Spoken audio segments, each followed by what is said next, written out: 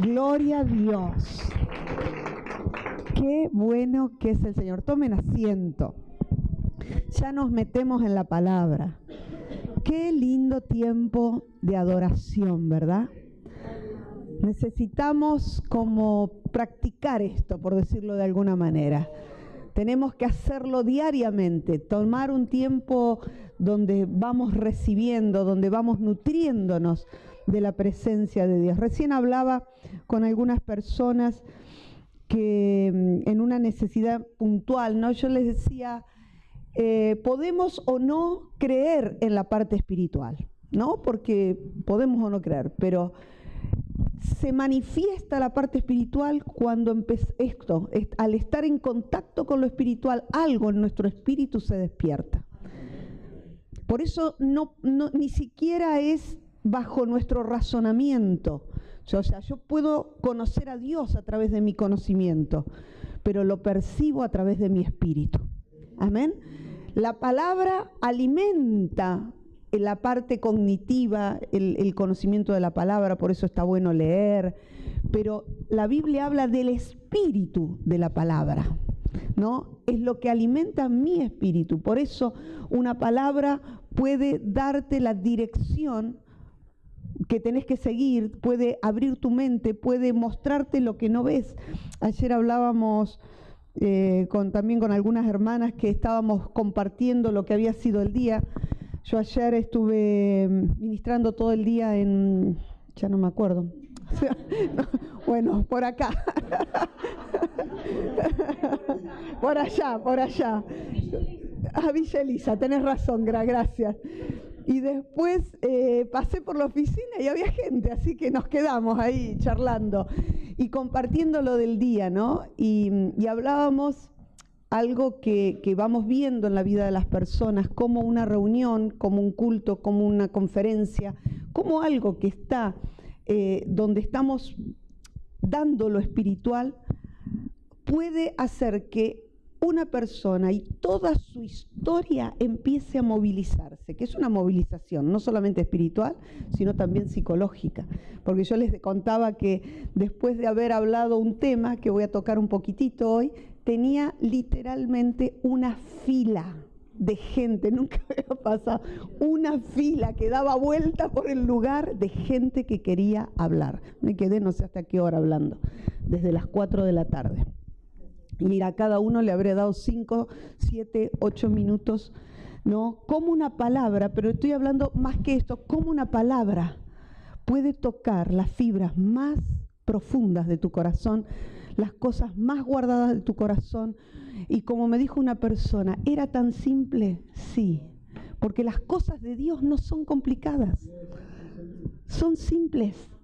Un toque, una palabra, una administración, una canción puede cambiar el destino de tu vida. Amén. Y por eso quiero hablar hoy. Mire, había preparado otro mensaje y esta mañana me levanté bien temprano y empecé a preparar algo que quiero compartirlo con ustedes por todo lo que ayer viví, ¿no? Pues lo que quiero hablar en esta mañana, que es todo por la fe, ¿sí? Es por la fe. Es por la fe. Algunos me dirán, bueno, ¿qué pasa si uno no tiene fe o no tengo la fe suficiente? La fe viene de parte de Dios. ¿De dónde viene la fe?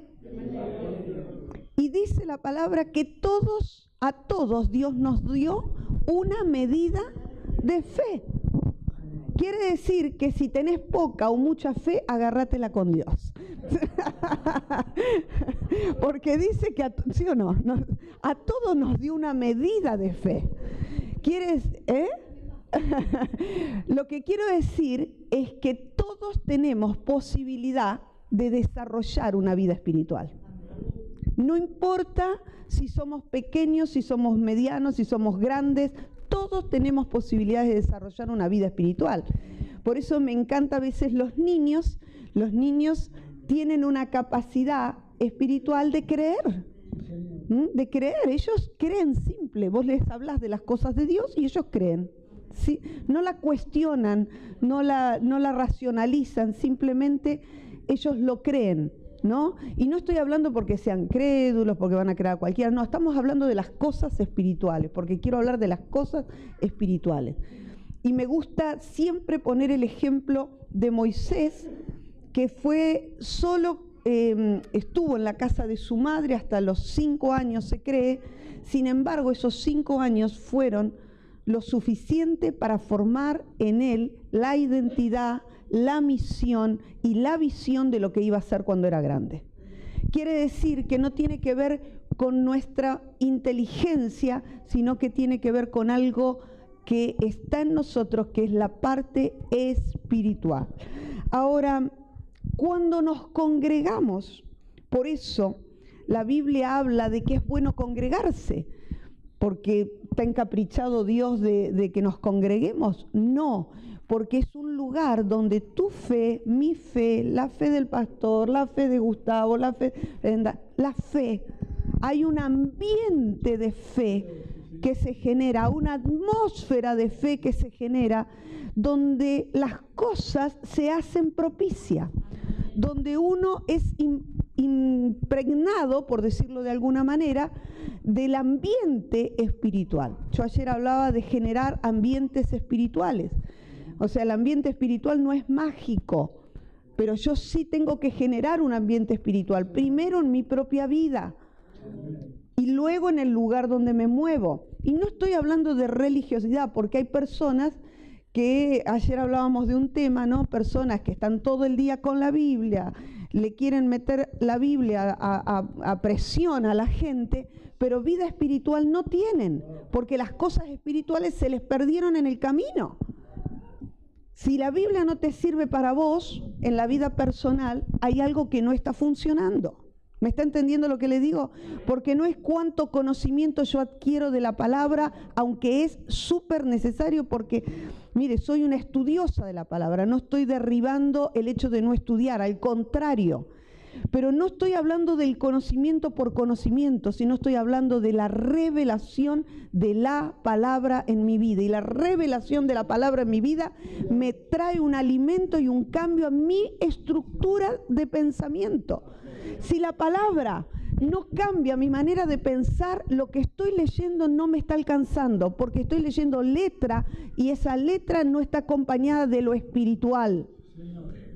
Porque por eso la Biblia dice que la letra mata. Que lo que le da vida a esta letra es lo espiritual.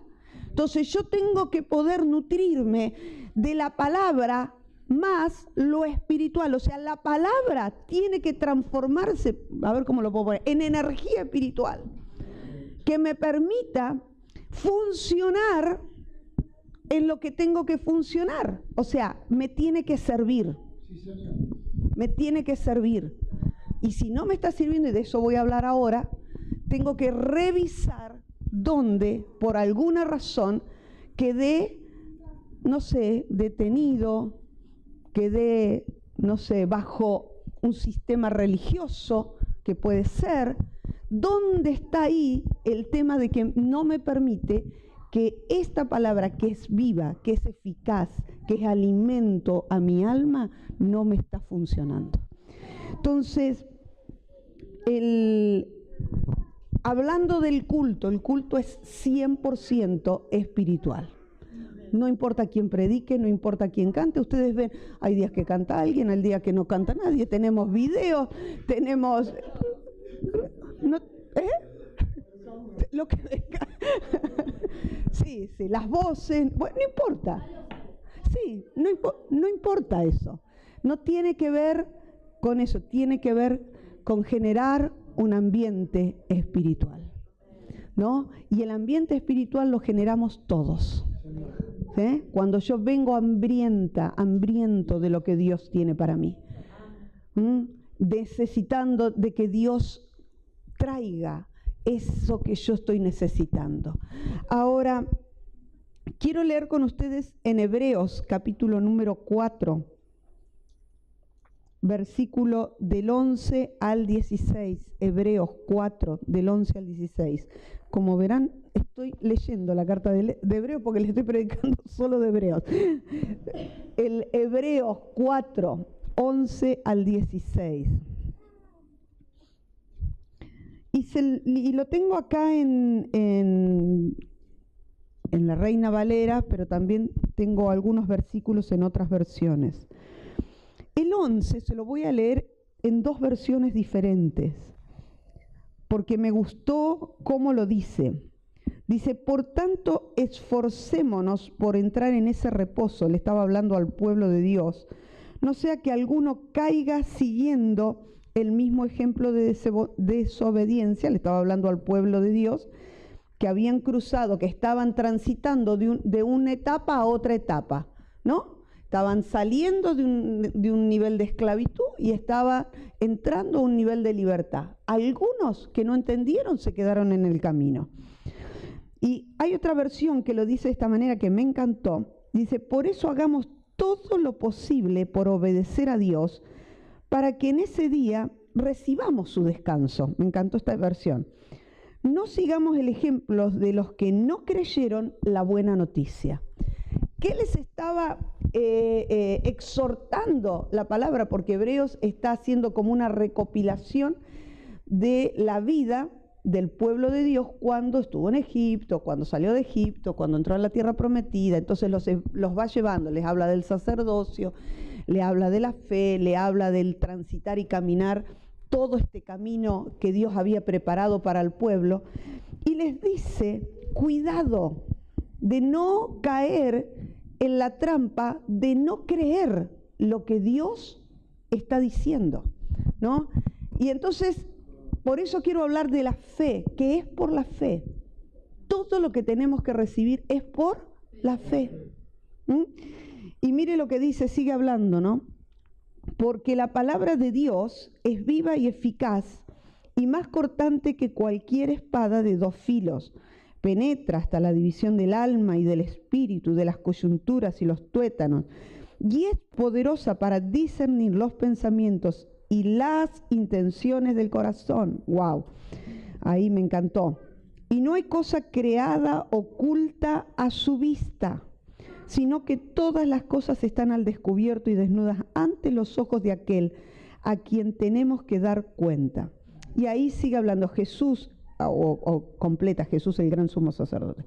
Y dice, teniendo este gran sumo sacerdote, ¿no? Teniendo a Jesús, que trascendió los cielos, dice, retengamos nuestra fe, porque no tenemos un sacerdote, no tenemos a alguien que no pueda compadecerse de nuestras flaquezas, sino que uno que ha sido tentado en todo como nosotros, pero sin pecado. Por tanto, dice, acerquémonos con confianza al trono de la gracia para que recibamos misericordia y hallemos gracia para la ayuda oportuna. Entonces, déjenme que se los explique en 2 o 3 palabras. Primero, nos habla de poder tener en cuenta de que hubo gente que tenía la posibilidad de cambios y no los pudo recibir porque no creyó que Dios podía hacerlo con ellos.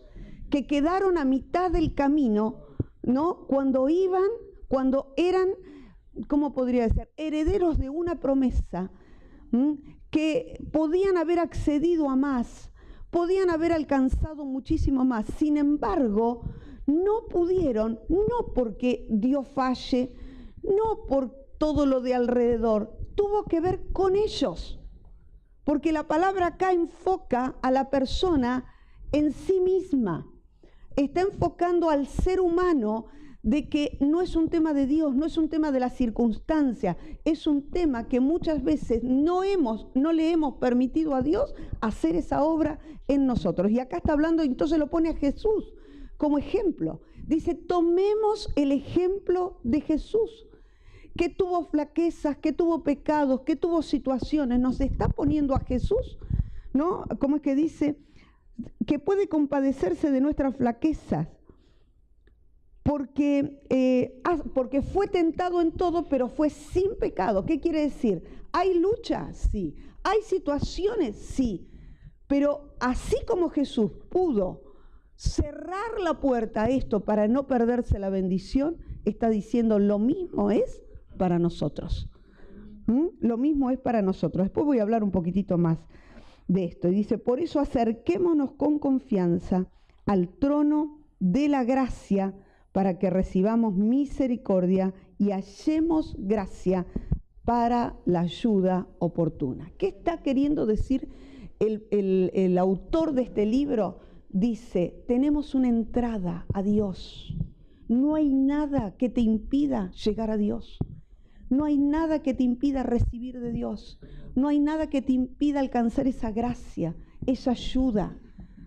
Entonces, ¿por qué les digo esto? Porque ayer, hablando con la gente, yo decía cuánto sufrimiento hay dentro de nuestras iglesias. Personas que tienen años sentados, años leyendo la palabra, años cantando, años en cultos.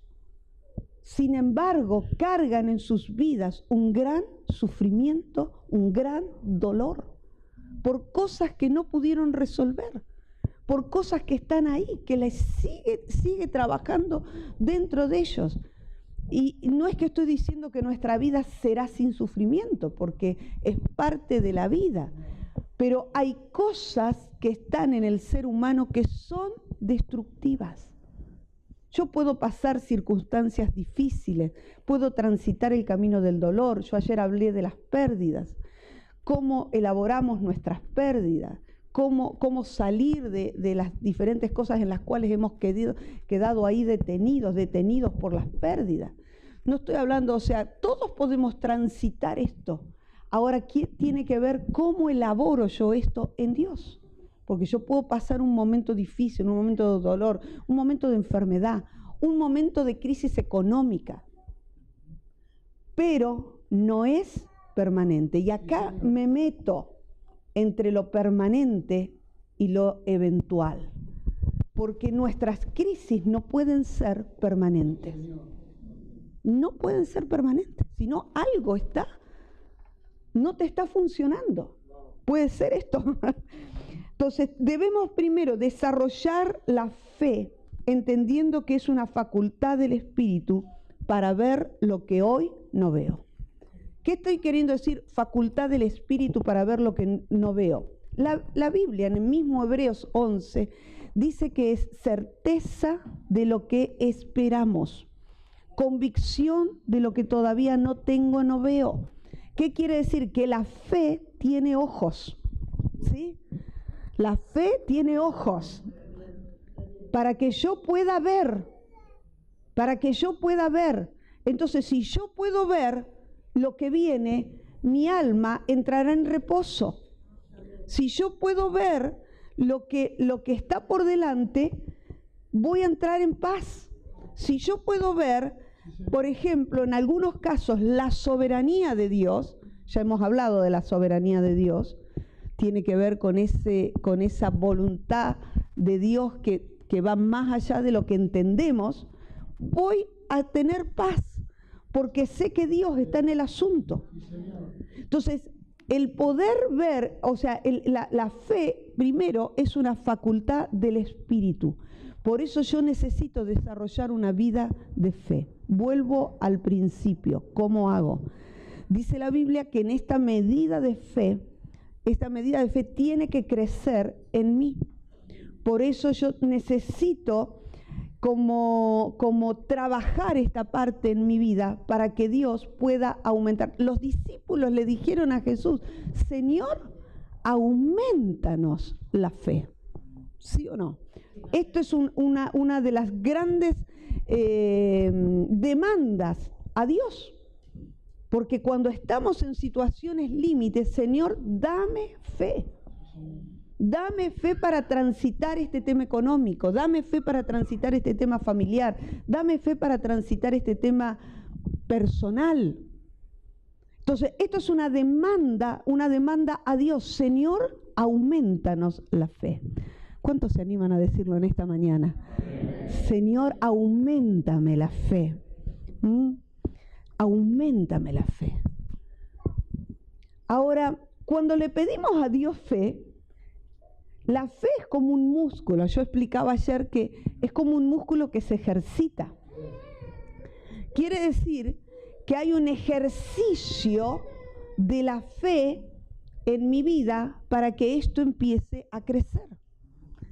Quiere decir que tengo que permitir que Dios trabaje o me entrene, me capacite en estos dones. Bueno, un día voy a hablar del don de la fe y la fe en sí misma, pero que Dios nos necesita meter, ¿no?, en este camino de ser entrenados en la fe. Y la fe tiene que ver con, primero, la revelación de Dios en nuestra vida. No podremos tener fe si Dios no se revela en nuestra vida.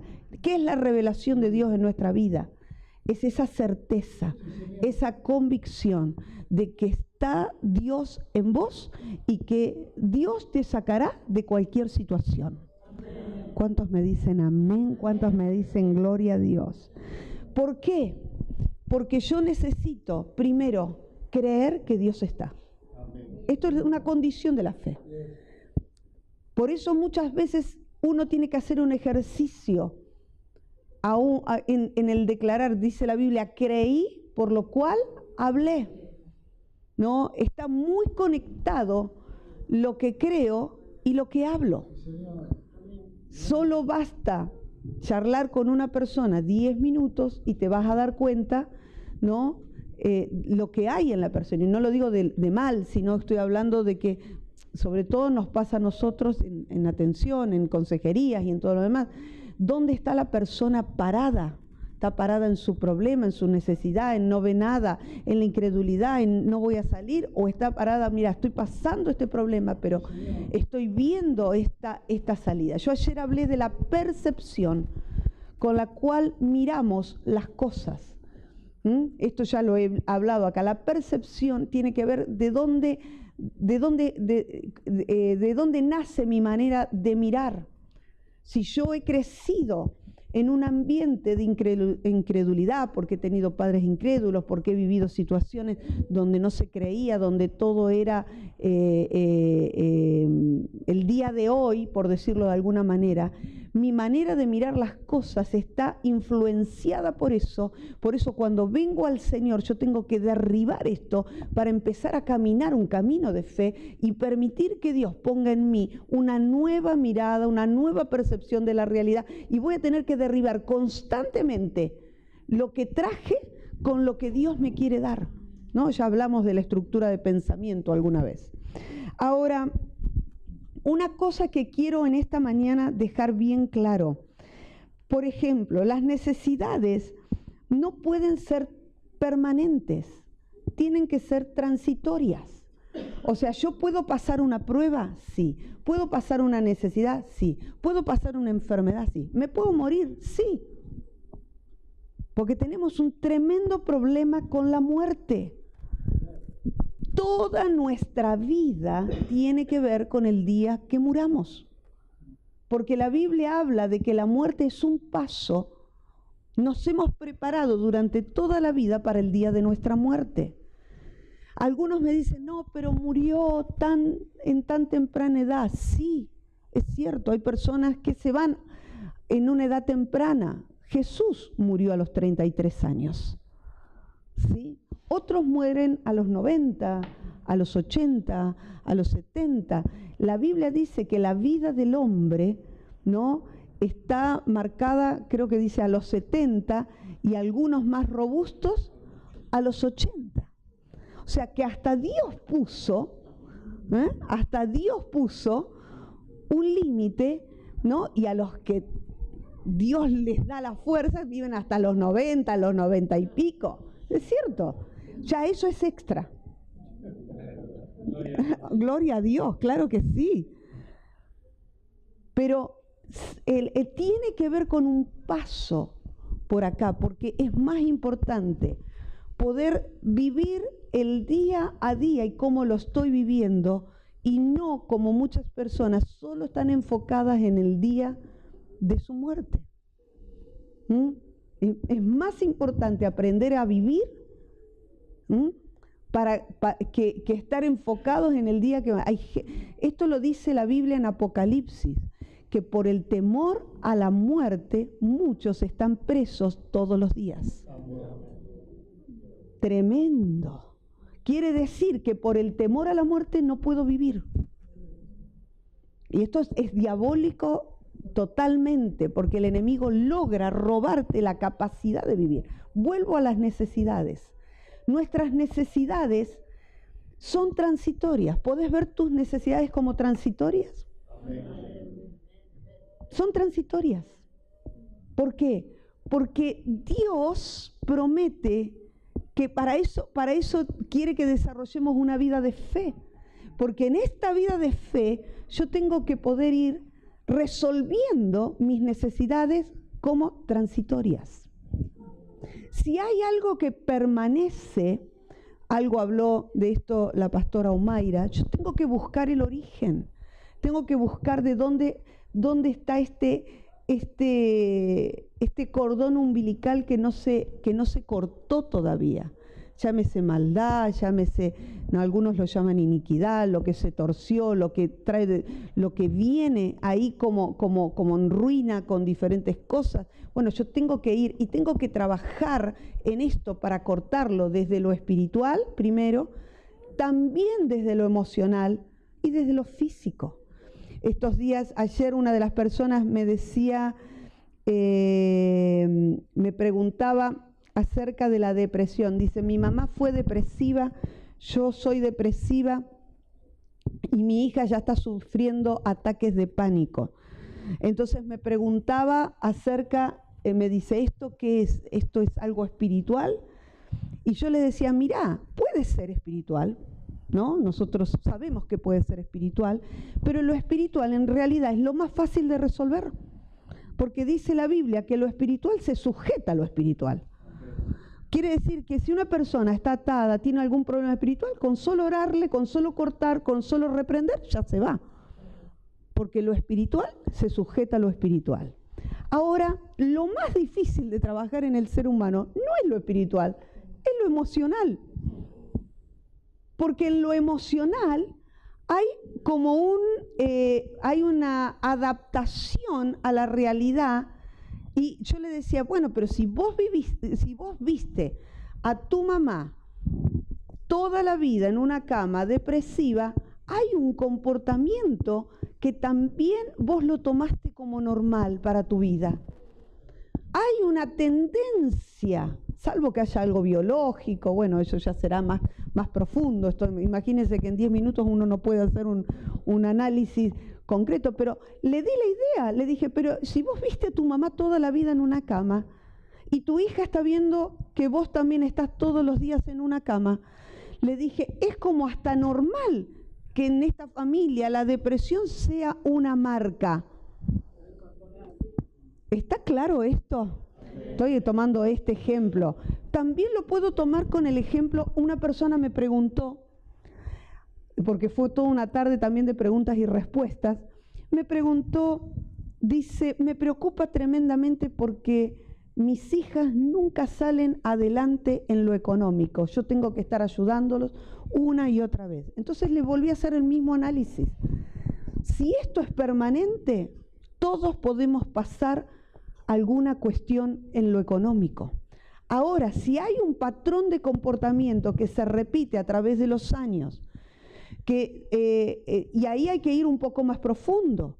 Y yo la llevé desde lo básico, tomando de que era una población vulnerable. Le dije, hay que ver si trabajan, si quieren trabajar, si cuidan bien el dinero, porque yo he visto que a veces cuanto menos dinero tienen las personas, es como lo más mal lo gastan. ¿Sí? Piden comida todo el tiempo afuera, no optimizan los recursos que tienen. Les entró 20, gastan 20. Les entró 40, gastan 40. Les entró 50, gastan 50. Viven en el día a día. Lógicamente, una persona así nunca podrá salir adelante en su economía porque no tiene la capacidad de optimizar lo que le entra. ¿Me está entendiendo lo que le quiero decir? Entonces estuve haciendo como un análisis a toda la... No, pero estuvimos trabajando estos temas. ¿Que tienen que ver con la fe? Sí que tienen que ver con la fe. Porque en la fe yo tengo que entender que mis necesidades no pueden ser permanentes. Amén. ¿Cuántos me dicen amén acá? Entonces, si yo estoy repitiendo constantemente una misma situación a través del tiempo, hay personas que levantan hasta acá y vuelven a caer. Levantan, vuelven a caer. Levantan, vuelven a caer. Yo tengo que ver qué pasa acá, en la raíz. ¿Qué cosas me llevan a no poder salir de esa situación? Entonces, ahí entra donde yo tengo que hacer, yo le hablaba de una introspección, poder en Dios, poder empezar a trabajar, Señor, ¿qué hay en mí que tengo que cambiar? El miércoles leía una palabra que decía, tú amas la verdad en lo íntimo, lo decía David en el Salmo 51, y en lo secreto me hiciste conocer sabiduría. Y aunque él estaba hablando por una situación en la cual Dios lo estaba exhortando, él estaba hablando de esta obra del Espíritu en lo interno, donde si nosotros estamos conectados con lo espiritual, Dios comenzará a hablar y a mostrar aún lo que no queremos ver. Amén. Aún lo que no queremos ver, porque a David le pasó. Él yo contaba el hecho, también el Salmo 51 me encanta, porque habla de un Dios que es capaz de perdonar cualquier cosa. Y que Dios le da oportunidades a la gente bajo cualquier situación. ¿Me está entendiendo lo que le digo? Entonces no hay excusa delante de Dios, porque todos todos los que estamos aquí tenemos las mismas oportunidades delante de Dios, hayamos hecho lo que hayamos hecho. No hay excusa. David violó y mató. Violó y mató.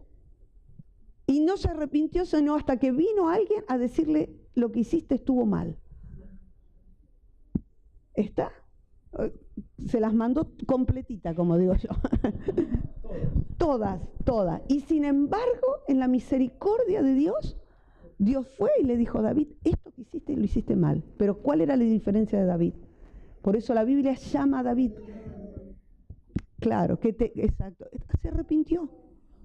Por eso la Biblia dice que tenía un corazón de acuerdo a Dios. No significa que tenía un corazón de acuerdo a Dios porque hacía todo bien, porque era perfecto. No, se equivocó y se equivocó mucho. Sin embargo, cuando fue confrontado por Dios, escúcheme bien, ¿por quién fue confrontado? Por Dios. Porque el único que puede darnos convicción, ¿quién es? El Espíritu Santo, Dios. Entonces ahí él dijo, sí, Señor, yo hice mal. Se arrepintió, cambió y Dios siguió trabajando con él. Así es el mecanismo, por eso esta palabra me gustó. Penetra hasta partir el alma, el espíritu, las coyunturas, los tuétanos. Discierne, dice la palabra, ¿no? Los pensamientos, las intenciones de corazón. No hay cosa creada que no sea manifiesta en su presencia. Antes bien, todas las cosas están desnudas y abiertas a los ojos de aquel a quien tenemos que darle cuenta. ¿A quién le tenemos que dar cuenta? Solo a Dios. Esto me encanta, porque esto derriba el legalismo, derriba un montón de cosas que se acostumbra como parte de algo. Mirá, necesitas a Dios, en tu vida necesitas a Dios, y si hay algo mal, anda a Dios. Anda a Dios, porque Dios te va a abrir, como dice, los cielos, donde su gracia, su misericordia, porque Él es el único que puede entenderte. Él es el único que puede entendernos, porque dice que Él fue tentado en todo, nada más que sin pecado. Ahora seguimos. Las necesidades no pueden ser permanentes. Entonces no podemos limitarnos nosotros. Ahora, en este camino de fe, yo ayer contaba un poquitito el hecho de que Dios nos empuja, ¿no?, constantemente. Y en el camino de fe, es como que los mecanismos de Dios son diferentes a los nuestros. ¿En qué sentido? A veces nosotros pensamos, yo tengo que resolver esto, Dios me tiene que dar aquello, Dios me tiene que abrir tal puerta, Dios me tiene que bendecir acá, allá, entonces sí voy a bendecir a otros. Y sabe que en las cosas de Dios es al revés. Entonces yo ayer decía, levanta a otros en su fe, ayuda a otros en su fe, que mientras vos estás ayudando a otros, Dios te levanta a vos. Es así. Por ahí vos le tenés que ir a dar palabra a una persona y estás en medio de una crisis que vos decís, ¿qué le voy a decir a este? Muchas veces. Sin embargo, pasa que cuando vos estás, ¿no?, soltando la palabra, esa misma palabra viene sobre tu vida. Entonces nosotros nos levantamos aún levantando a otros. Por eso el enemigo trabaja para callar tu boca, para que no hables, para que no prediques, para que no te ocupes. Nos encierra en nuestro problema, en nuestra necesidad, no, tengo que resolver esto, si no salgo de esta situación no voy a poder seguir adelante. No, es todo lo contrario. Enfócate en hacer la tarea, en bendecir a otros, en ayudar a otros, en orar por otros, y Dios se estará ocupando de todas tus cosas. Gloria a Dios. Aleluya. Ahora, lo transitorio y lo permanente. Y acá entra, ¿no? Yo me anoté un par de cosas. Cómo las noticias negativas generan una lucha interna. Todos estos días que el dólar, ¿no? Que el dólar que sube, que baja, que esto, que aquello, lo otro. El país entró en caos. Algunos no tienen ni $1, pero igual los afecta, ¿me entiendes? El que tenía guardado en dólares, wow, creció su patrimonio. Pero a veces escuché personas que digo, bueno, Dios nos ha bendecido, Dios bendice a la iglesia más allá de lo que se mueva fuera de nosotros. Y yo explicaba esto, a veces he visto a Dios en los tiempos de crisis, es cuando más bendice a los hijos de Dios. Es donde se abren puertas, donde el caos no permite que otros vean lo que nosotros vemos. Por eso en este tiempo no podemos dejarnos afectar por las noticias que llegan, sino que tenemos que mantener nuestros ojos enfocados en Dios, porque para nosotros no nos manejamos por el sistema económico ni de nuestro país ni del mundo. Nosotros tenemos un sistema que depende del cielo. Así que Dios en tiempo de crisis puede bendecirte aunque otros no reciban. Amén. Gloria a Dios. Ahora, por eso necesitamos escuchar a Dios en los tiempos de crisis. No, yo explicaba de qué nos alimentamos, cómo es nuestro ambiente espiritual. Porque si vos querés te podés alimentar con el noticiero de las 7 de la mañana, de las 10 de la mañana, de las 12 del mediodía, de las 3 de la tarde, y a la noche, claro, te querés, no sé, no salís de tu casa, porque realmente el día que yo estoy en casa y veo los noticieros, digo, Dios mío, ¿cómo hace la gente para sobrevivir bombardeado solo con noticias negativas? Una tras de otra, y pasás por los canales y todos van repitiendo las mismas noticias, con la misma intensidad, ¿no? Esto también nos entra al alma, esto batalla nuestra fe. Es que no tenemos que estar informados, por supuesto que tenemos que estar informados, pero mire, yo con 5 minutos de que mire las noticias del día y lea lo que tenga que leer, suficiente. Y mire que yo me informo, leo muchísimo, pero leo lo que es puntual y necesario, lo que es necesario para funcionar en este tiempo. No permito que ese ambiente espiritual de temor, de intimidación, se meta en tu mente, en tu espíritu, en tu casa. Por eso es importante generar un ambiente espiritual. es que vamos a estar todo el día conectados con la Biblia. No se trata de eso. El ambiente espiritual tiene que ver con cosas saludables. Saludables. Gente buena, o sea, conversaciones lindas, chistes, no sé, cosas que te edifiquen. Cosas que te edifiquen, no estoy hablando solo Biblia. ¿Me está entendiendo lo que le quiero decir, no? Tiene que ver con ambientes saludables, con generar ambientes saludables. Familia, si hay buen trato, amigos, si uno tiene amigos, o sea, lo que sea. Nutrirte de cosas que te levanten y no te hundan. Voy cerrando. Debemos ser sostenidos por la fe. No solamente tenemos que tener fe para ver, sino que tenemos que permitir que esa fe nos sostenga mientras vamos transitando las diferentes circunstancias. Y debemos llegar hasta el final. ¿Cuándo es el momento de rendirse? Cuando Dios ya te da el milagro, cuando Dios ya te da la promesa. Este es el único momento donde nos rendimos.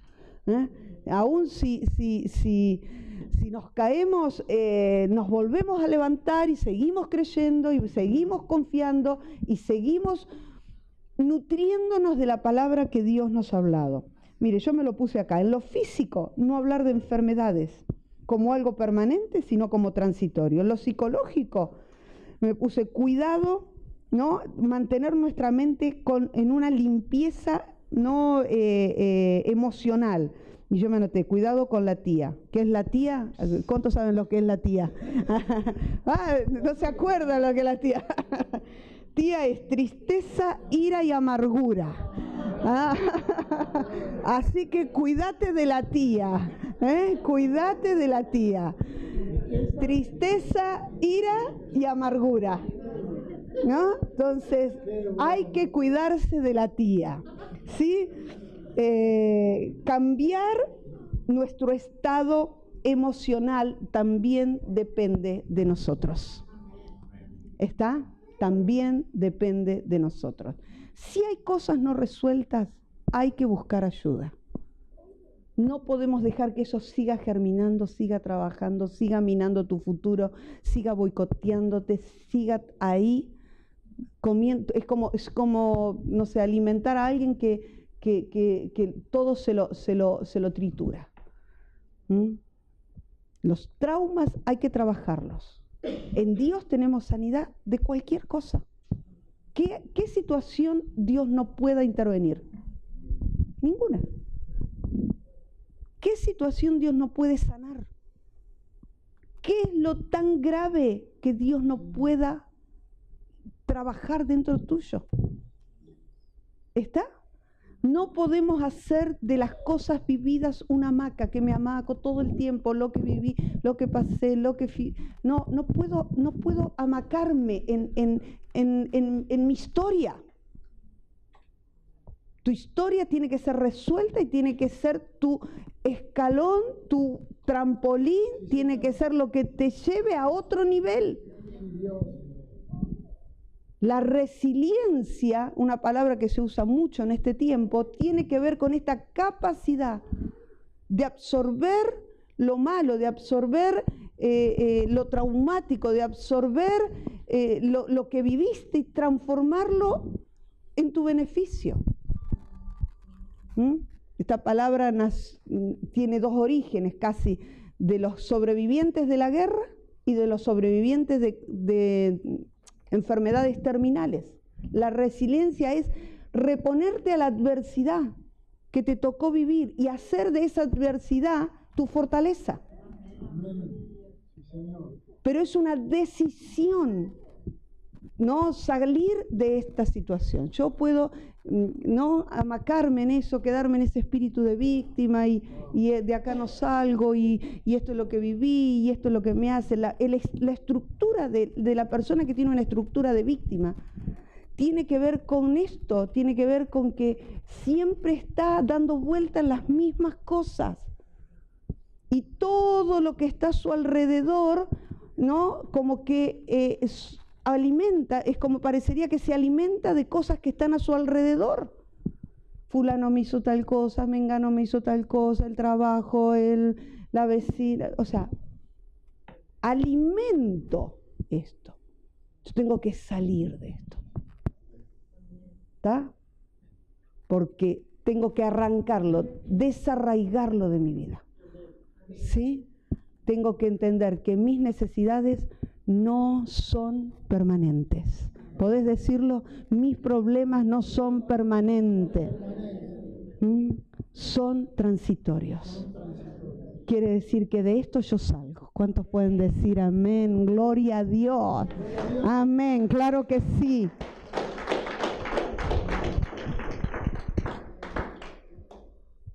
En cuanto a lo económico, hoy estoy predicando mucho hoy.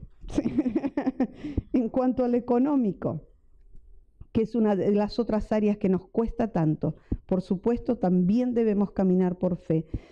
Y yo me había notado este versículo que dice, acuérdate de Jehová tu Dios, porque es el que te da el poder para hacer la riqueza. Primera cosa, todo le pertenece ¿a quién? A Dios. Pero Dios le da a sus hijos la oportunidad o la capacidad de hacer riqueza. ¿Sabe que la riqueza no es algo que se pueda generar? Dice que hay toda una riqueza circulando en el mundo. O sea, solo pasa de manos. Yo pongo las manos, pero bueno. Que llegue, no pasa. Pero las riquezas van cambiando, ¿no? En unos, en otros van pasando de manos. Por eso algunos se hacen mucho más ricos y otros cada vez más pobres. Pero se cree que hay un nivel de riqueza que es circular, ¿no? Que se va movilizando. Pero la Biblia nos dice acá que Dios nos da a nosotros el poder hacer riqueza. Así que tiene que ver con esto lo que el pastor decía, el pastor Amaya, decía la innovación de Dios. La innovación de Dios. Dios nos tiene que dar ideas divinas, ideas creativas, ideas que nos ayuden para en el área económica específicamente poder generar riquezas. Cada uno Dios le dará cosas diferentes, activando la capacidad para hacer las riquezas. Y con esto voy a tener el maná. Mire, yo me anoté un par de cosas. El maná fue provisión divina, pero era algo transitorio. Cuando entraron en la tierra, comieron del fruto de su trabajo. Desde ese momento hasta hoy funciona así. Por eso dice que el que no trabaja, que no coma. Principio espiritual. Principio espiritual. El que no trabaja, que no coma. Por eso, de alguna manera, todos tenemos que todos a trabajar. El agua de la peña fue un milagro de provisión. Fue necesario para ese momento, pero fue solo para ese momento la provisión del agua. Elías en la casa de la viuda fue un estado transitorio, no permanente. ¿Sí? En el Nuevo Testamento, cuando había que pagar los impuestos, Jesús fue y sacó una moneda de la boca del pez. Fue para un momento transitorio. La multiplicación de los panes y los peces. Había una necesidad, Dios hizo un milagro de multiplicación. Fue algo transitorio.